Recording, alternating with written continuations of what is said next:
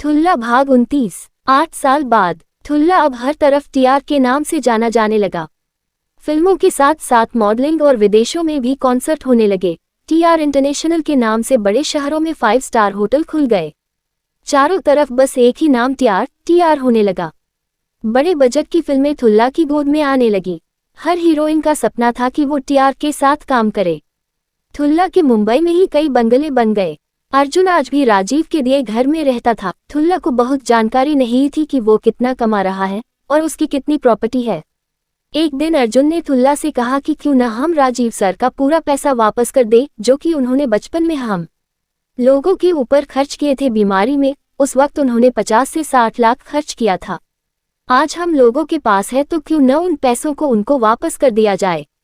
ठुल्ला बोला, भैयू it's up to you, मुझे कुछ नहीं कहना इस बारे में। मैं इतना जानता हूँ कि उन पैसों का कोई मोल नहीं है।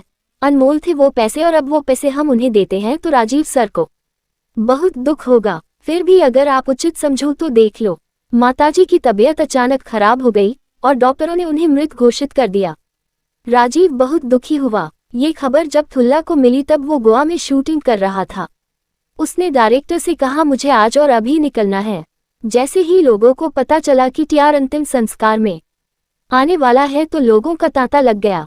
अर्जुन ठुल्ला को लेकर राजीव के घर पहुंचा। ठुल्ला अपनी ऑडी से उतरा तो सफेद जूते, सफेद कपड़े और नीला चश्मा लगाए हुए था। उसके बॉडीगार्ड ने उसको घेर लिया। ठुल्ला ने उन सबको वहीं रोक दिया और अब वो अर्जुन के साथ आगे बढ़ रहा था। गेट पर पुराने गार्ड बैठे थे। ठुल्ला दौड़कर उनके गले लग गया। कैसा है रे तू ठुल्ला, तू तो बहुत बड़ा हीरो बन गया रे, अपन को भूल गया रे। गार्ड ने ठुल्ला से कहा। ठुल्ला कुछ कहता उससे पहले ही अर्जुन ने उसका हाथ पकड़ा और आगे बढ़ गया। ठुल्ला राजीव के गले लग गया। उसके बाद माताजी के पास बैठकर उनको बहुत देर तक निहारता रहा और आंखें बंद कर वहीं बैठा रहा। रिया दूर से कि ठुल्ला को देख रही थी। आत्मग्लानि से भरी रिया की हिम्मत तक न हुई कि वो ठुल्ला के पास जा सके। अंतिम संस्कार के बाद ठुल्ला और अर्जुन वहां से आ गए। माताजी को याद करके आंखें नम कर लेता।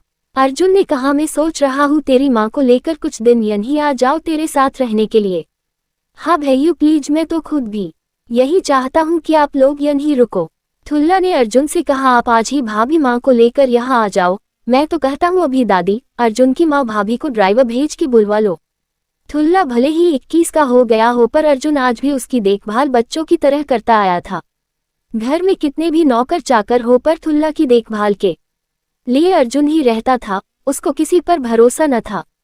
अर्जुन की माँ और पत्नी भी अब ठुल्ला के बंगले पर आ गई थी। एक दिन अर्जुन की माँ ने अपनी बहू को टोक ही दिया, तेरी शादी को 8 साल हो गवा, अभी तक तू एक बच्चा भी पैदा नहीं कर सकी। मैं मर जाऊंगी तब पैदा करेगी क्या। सविता कुछ न बोली, बात टाल दी। अर्जुन आज सुबह की फ्लाइट से बंगलो निकल गया था टीआर इंटरनेशनल होटल की ब्रांच के सिलसिले में जो कि बंगलो में शुरू होने वाला था। ठुल्ला आज घर पे ही था। आज उसकी नाइट शिफ्ट में शूटिंग थी। आज अर्जुन की माँ को पूरा मौका था अपनी बहू को जली कटी सुनाने का। मुझे पता होता कि तू बांझ होगी तो कभी अपने बेटे को तेरे चक्कर में पड़ने देती। तुम माँ बेटी मेरे बेटे पर बोझ हो। तेरा भरण पोषण तो करता ही और साथ में तेरी माँ की गृहस्थी चला रहा है और बदले में तू उसे एक संतान भी न दे सकी। सविता बोली, आए है तो हमारा बेटा ठुल्ला। ठुल्ला के कान में आई कि आवाज पड़ी तो वो नजदीक आकर उनकी बातें सुन रहा था। देख आए, ठुल्ला ही मेरा बेटा है। जब मैंने उसको स्वीकार अपना पोता क्यों नहीं मानती। थोड़े दिन में मैं भी अपने बेटे की शादी कर दूंगी, तब तू खूब अपने परपोते को खिलाना। अर्जुन की माँ बोली, अर्जुन है ही पागल, पर तेरी बुद्धि को क्या हो गया।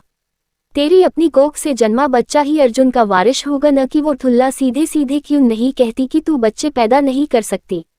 सविता वहां से उठकर रोते हुए दूसरे कमरे में चली गई। ठुल्ला सब कुछ सुन रहा था। वो सविता के कमरे में गया और उसके दोनों हाथ पकड़ के बोला, भाभी माँ आप बिल्कुल भी परेशान न हो। भैयू के आते ही हम लोग किसी अच्छे डॉक्टर के पास चलेंगे।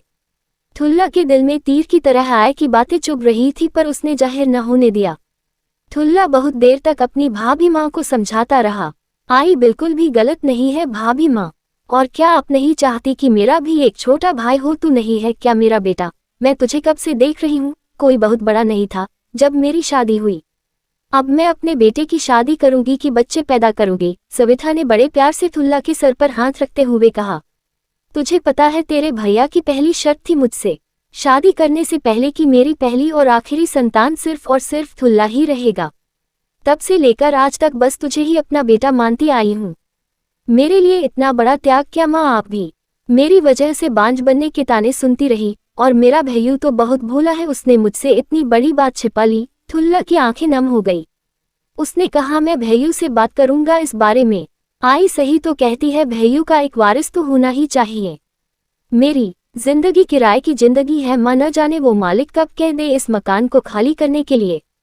सविता ने अपना हाथ थुल्ला के होठों को बंद करते हुए कहा, खबरदार जो फिर कभी ऐसी अशुभ बात करी तो तुझे कुछ हो गया तो तेरा भैयू जीते जी मर जाएगा। मुझे पता है तूने क्या क्या कष्ट झेले हैं। सविता और थुल्ला एक दूसरे का हाथ पकड़ के रोते रहे। आज थुल्ला सुबह से उधेड़बुन में लगा था आई कि कई बात उसको चुभ तो रही थी, पर वो गलत तो नहीं है ये सोचकर अपने दिल को तसल्ली देता रहा। वो सोच ही रहा था कि ड्राइवर का फोन आ गया। थुल्ला जैसे ही पोर्च में आया, ड्राइवर ने कार का दरवाजा खोलते हुए सलाम किया और थुल्ला के बॉडीगार्ड लपक के ड्राइवर की बगल की सीट पर बैठ गया। थुल्ला ने अर्जुन को फोन लगाया तो अर्जुन मुंबई एयरपोर्ट पर लैंड कर चुका था। थुल्ला ने कहा, भैयू मैं सुबह तक ही लौटूंगा, आप दिन कर लेना, मेरा इंतजार न करना। अर्जुन बोला, तू अभी किधर है और कौन सा लोकेशन पर शूट है तेरा? मैं उधर ही आ रहा हूँ। थुल्ला ने लाख मना किया पर अर्जुन नहीं माना। थुल्ला को लोकेशन बतानी ही पड़ी और अर्जुन ने अपने ड्राइवर की गाड़ी का रुख मुड़वा दिया। थुल्ला की गाड़ी बढ़ती जा रही थी, तभी तेज रफ्तार से एक गाड़ी ने थुल्ला की गाड़ी को ओवरटेक किया। थुल्ला की नज़र उस गाड़ी पर पड़ी तो उसकी पिछली सीट पर दो लोग एक बच्चे को पकड़ के बैठे थे। बच्चा शायद मदद के लिए गुहार लगा रहा था। थुल्ला ने ड्राइवर से उस गाड़ी का पीछा करने को कहा। जी साहब, थुल्ला के ड्राइवर ने कहा। आगे वाली गाड़ी हाई स्पीड में थी, उसको पकड़ना असंभव सा लगा रहा था। थुल्ला ने समझदारी दिखाते हुए अगले पुलिस स्टेशन को फोन करके सारा माजरा बता दिया, पर आगे जाकर वो गाड़ी लड़खड़ाती हुई डिवाइडर से टकरा गई। ऐसा लग रहा था कि गाड़ी के अगले दोनों पहिए पंचर हो गए थे। थुल्ला की गाड़ी उनके नजदीक पहुंच गई थी। उस गाड़ी से चार लोग एकदम से निकलकर भागे। वो बच्चे को खींचते उससे पहले थुल्ला की गाड़ी उनके नजदीक पहुंच गई। थुल्ला के बॉडीगार्ड को देखते ही वो चारों सड़क के किनारे बनी खाई से नीचे उतरकर गायब हो गए। थुल्ला दौड़कर बच्चे के पास गया। बच्चे का मुंह कपड़े से बंधा हुआ था। थुल्ला ने उसके मुंह से जैसे ही कपड़ा हटाया तो जो बच्चा अभी तक परेशान था वो अचानक थुल्ला को देखकर बोला, टीआर। थुल्ला ने उसके बालों को अपने पंजे से हिलाते हुए कहा, अरे वाह, आप मुझे जानते हो? Yes TR, I know you very well. छोटे से बच्चे को अंग्रेजी बोलते देख थुल्ला खुश हो गया। थुल्ला ने पूछा, आप इन लोगों के साथ कैसे और कौन थे ये लोग? मेरे को नहीं पता ये कौन है। मैं तो मॉम डैड के साथ मॉल में था, अपनी ड्रेसेज लेने गया था और ये लोग मुझे उठा लाए। थुल्ला को अपना बचपन याद आ गया। वो भी एक दिन इसी तरह मॉल से भटक गया था और वो भी अपनी ड्रेसेज ही लेने गया था। थुल्ला ने उसे अपनी गाड़ी में बिठाया और उसका नाम पूछा। मेरा नाम शशांक श्रीवास्तव है। मेरे डैड इनकम टैक्स कमिश्नर है, उनका नाम राजीव है।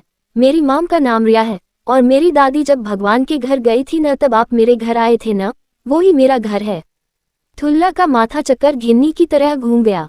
थुल्ला ने उसको अपने सीने से लगाया और उसको चूमने लगा। अरे ये तो मेरा मुन्ना है। रिया और राजीव उसी मॉल में उसी शॉप में थे जहां से थुल्ला गायब हुआ था। राजीव आज एक बार फिर ऊपर नीचे चक्कर काट रहा था। रिया का रो रो कर बुरा हाल था। रात के 9 बज गए थे, मुन्ना अभी तक नहीं मिला था। रिया पूरे मॉल में बदहवास सी घूम रही थी। मेरे मुन्ने का किसी भी तरह पता लगाए, वो नहीं मिला तो हम बर्बाद हो जाएंगे। मेरा बच्चा अभी कुछ जानता भी नहीं है कि वो कहाँ रहता है। आज अपनी औलाद के साथ ये वाकया गुजरा तो रिया का इतना बुरा हाल था। काश इतनी ही ममता गर थुल्ला पर दिखाए होती।